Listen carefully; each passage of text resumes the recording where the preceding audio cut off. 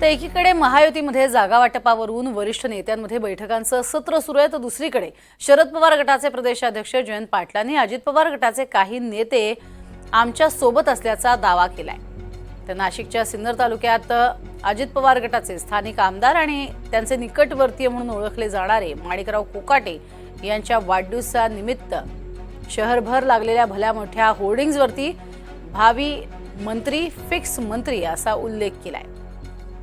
तर 4 वेळा आमदार राहिलेल्या कोकाटेंना आता मंत्रिपदाचे वेध लागलेत का, अशा राजकीय वर्तुळात चर्चाही रंगू लागल्यात।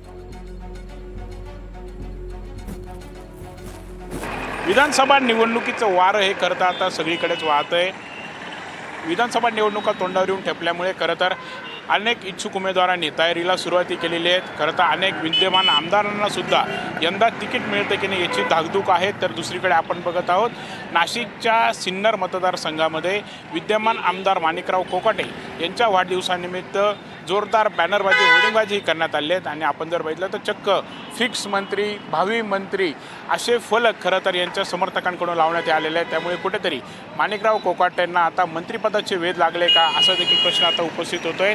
आपण जर बघितलं तर माणिकराव कोकाटे हे अजित पवारांच्या राष्ट्रवादीचे आमदार आहेत। अजित पवारांचे विश्वासू आणि निकटवर्ती म्हणून देखील ते ओळखले जातात।